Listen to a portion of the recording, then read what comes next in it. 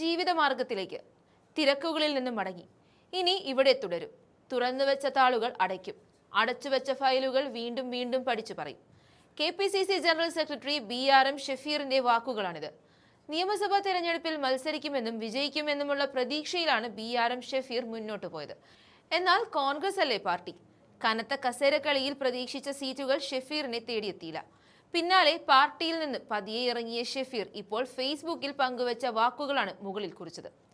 ഇതിനൊപ്പം ഷഫീർ ഒരു വീഡിയോയും പങ്കുവച്ചു. തന്റെ വക്കീൽ കുപ്പായമിട്ട് ഷഫീർ നടന്നു നീങ്ങുന്നതിന്റെ ദൃശ്യങ്ങളും അദ്ദേഹം പങ്കുവച്ചു. ചാനൽ ചർച്ചകളിലും പൊതുവേദികളിലും മാസായി രംഗപ്രവേശനം നടത്തി എതിരാളികളെ അനങ്ങാൻ അനുവദിക്കാത്ത ഷഫീറിന്റെ പ്രകടനം കോൺഗ്രസിനെ പലകുറി രക്ഷിച്ചിട്ടുണ്ട്. അദ്ദേഹം പാർട്ടിക്ക് മുതൽക്കൂട്ടാണെന്ന കാര്യത്തിലും തർക്കമില്ല. എങ്കിലും പാർട്ടിയുമായി ഇപ്പോൾ അകലുവാനുള്ള അദ്ദേഹത്തിന്റെ തീരുമാനം കോൺഗ്രസിന് വലിയ തിരിച്ചടിയാകുമെന്ന് ഉറപ്പാണ്. സംഘടനാ രംഗത്ത് മാത്രമല്ല, പാർലമെന്ററി രംഗത്തും അതിശക്തമായി വരണമെന്ന് പാർട്ടി പ്രവർത്തകർ ആഗ്രഹിച്ചിരുന്നു. പഴയതിൽ നിന്നും വിപരീതമായി പുതിയ KPCC നേതൃത്വം സങ്കുചിത ചിന്തകളില്ലാതെ പാർട്ടിയെ ജയിക്കാൻ വേണ്ടി മാത്രം രൂപീകരിച്ചതെന്ന് പറയുമ്പോൾ അവർക്ക് മുന്നിൽ 100% സ്വീകാര്യനാവുകയായിരുന്നു അദ്ദേഹം. കേന്ദ്രത്തിലും കേരളത്തിലും തുടർച്ചയായി ഭരണം നഷ്ടപ്പെട്ട് മറ്റുള്ളവരുടെ പരിഹാസം മാത്രം കേൾക്കുന്ന സമയത്ത് മുതിർന്ന നേതാക്കൾ പലരും ചാനൽ എന്ന് കേൾക്കുമ്പോൾ ഓടിയൊളിക്കുമായിരുന്നു. അന്നും നെഞ്ചുവിരിച്ച് ചാനൽ ചർച്ചകളിൽ പങ്കെടുത്ത് കോൺഗ്രസിന്റെ മുഖം രക്ഷിച്ച ചുരുക്കം ചില യുവ നേതാക്കളിൽ ഒരാളാണ് BRM ഷഫീർ. സ്വാഭാവികമായും അദ്ദേഹത്തിന് മത്സരിക്കാൻ അവസരം നൽകണമായിരുന്നു.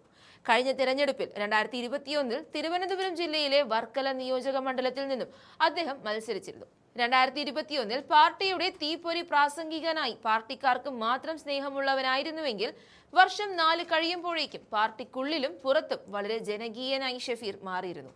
2021 ഒരു ഇടത് തരംഗത്തിൽ UDFന്റെ ഒട്ടുമിക്ക പ്രമുഖന്മാരടക്കം കടപുഴകി വീണത് നമ്മൾ കണ്ടതാണ്.